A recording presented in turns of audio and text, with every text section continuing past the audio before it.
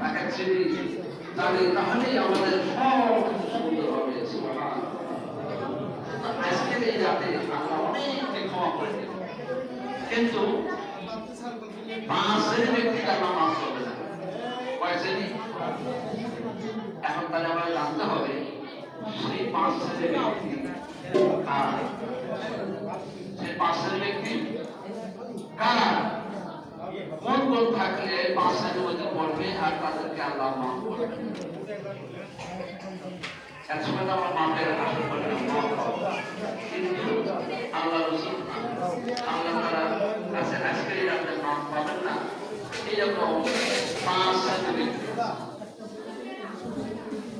আসুন সেটা বলবো। তার আগে আরেকটা বিষয় জানি যে আল্লাহ তাআলার ফেরেশতারা 7 শ্রেণীর ব্যক্তির জন্য দোয়া করে। সুবহানাল্লাহ। 7টা গুণ যদি কাউ থাকে, 7 শ্রেণীর ব্যক্তি যারা হবে তাদের জন্য আল্লাহ তাআলার ফেরেশতারা তাদের জন্য দোয়া করে। কি বলে শুনবেন? যে শুনতে চাই ব্যক্তি কোন আমল থাকলে ফেরেশতারা তার জন্য দোয়া করে। এক নম্বর হলো ওই অবস্থায় যদি কোনো ব্যক্তি ঘুমায়, সুবহানাল্লাহ, সহিহ ইবনে হিব্বান এর মধ্যে সব হাদিস সেখানে আসছে ওই অবস্থায় যে ব্যক্তি ঘুমাবে ফেরেশতা তার জন্য সারা রাত দোয়া করবে। সুবহানাল্লাহ। আচ্ছা, পরে যে ব্যক্তি নামাজ পড়ে না, সে ওযু করে, তার ওযু থাকে, তাহলে বোঝা গেল নামাজের ব্যক্তি এদের দ্বারা সহজ, এদের দ্বারা সহজ। এটা কিছু সাফল বান্দা আছে মনে করে যে বেতন নামাজ না পড়ে রেখে দেয়, শোয়ার আগে পরে বা শেষ রাতে পড়ে, এমন আছে শোয়ার আগে ওযু করে তারপর নাম ঘুমায় যায়। মানে ওযু অবস্থায় যে ব্যক্তি ঘুমাবে ওই ব্যক্তির জন্য কে দোয়া করবে? ফেরেশতা। কত ভালো কাজ!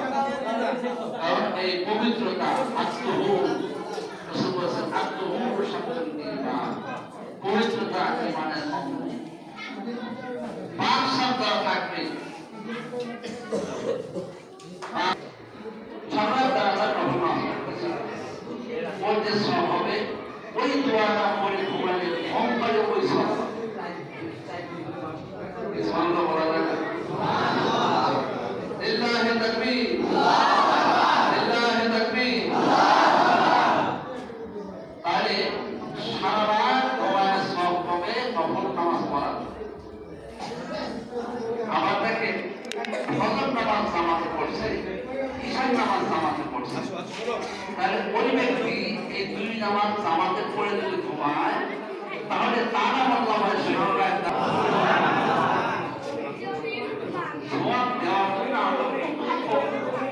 আমাদের সুযোগ দিয়েছে, কিন্তু আমরা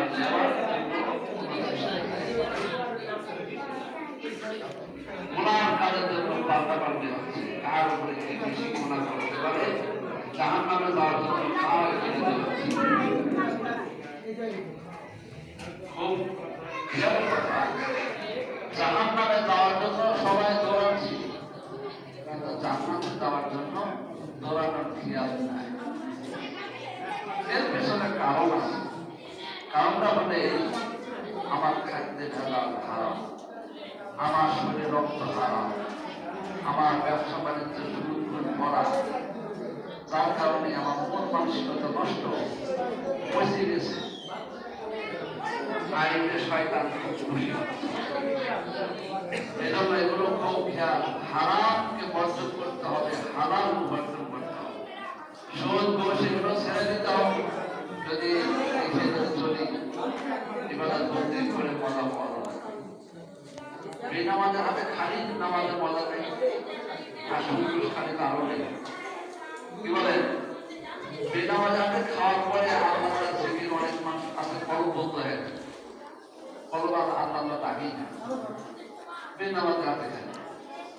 আর হারাম খাইলে তো আরো কত অবস্থা। দেখ, তাহলে আমরা ওযু হালতে যারা শোবে ফেরেশতা তার জন্য দোয়া করবে। সুবহানাল্লাহ। 2 নম্বর ব্যক্তি অপেক্ষায় যে ব্যক্তি থাকে ফজর নামাজ পড়ে চলে গেছে, জোহরের নামাজের অপেক্ষায় আছে, জোহর নামাজ হয়ে গেছে, আসর নামাজের জন্য অপেক্ষা থাকে, আসর নামাজ হয়ে গেছে, মাগরিবের অপেক্ষায় থাকে, মাগরিব নামাজ হয়ে গেছে, ইশার নামাজ কখন হবে সে অপেক্ষায় থাকে। এই চিন্তা ফিকিরে যে ব্যক্তি থাকবে নামাজের অপেক্ষায়, নবীজি বলছেন বুখারী শরীফের হাদিস শরীফে এসেছে 619 নম্বর, মুসলিম শরীফের হাদিস শরীফে এসেছে 619 নম্বর হাদিসে এসেছে, ওই ব্যক্তির জন্য আল্লাহ তাআলা কোরআনে যে মুমিন তৈরি ফেরেশতা, সেই ফেরেশতা কার থাকে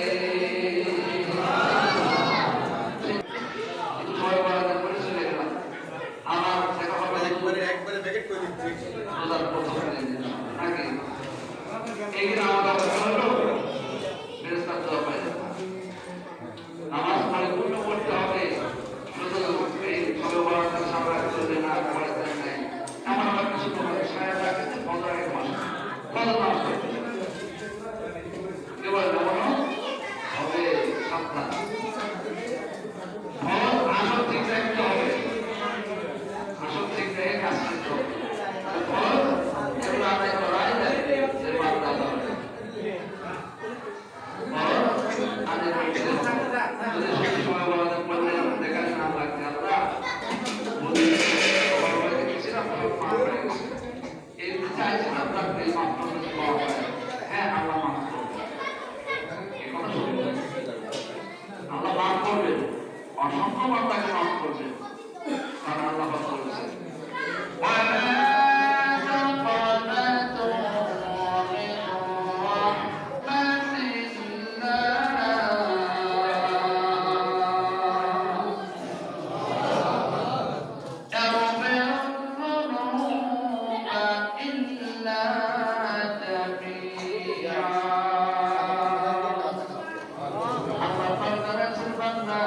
তোমরা আমার রহমত থেকে নিরাশ হবে না, অসংখ্য অসংখ্য প্রণাম করেছো আর এই জন্য আমার রহমত থেকে তোমরা নিরাশ হবে না।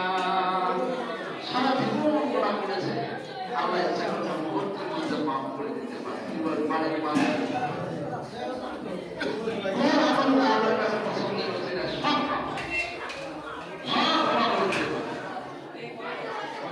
আমাদের আল্লাহ সারা জীবন তো নামাজ পড়ে আছে মুহূর্তের মধ্যে মাফ করে দিতে পারে, কিন্তু একজন বান্দা ওই বান্দা মাফ না করার মতো আল্লাহ এটা সাবধান, কেউ নামাজ পড়ে না তাই বলে একেবারে কষ্ট হয়ে গেছে কথা আমরা বলতে পারবো, আল্লাহ তাকে তাকে আল্লাহ মাফ করে। এজন্য কখন কে অবস্থায় আল্লাহ কাছে মাফ করবেন আজকে আল্লাহ মাফ করবেন, আল্লাহ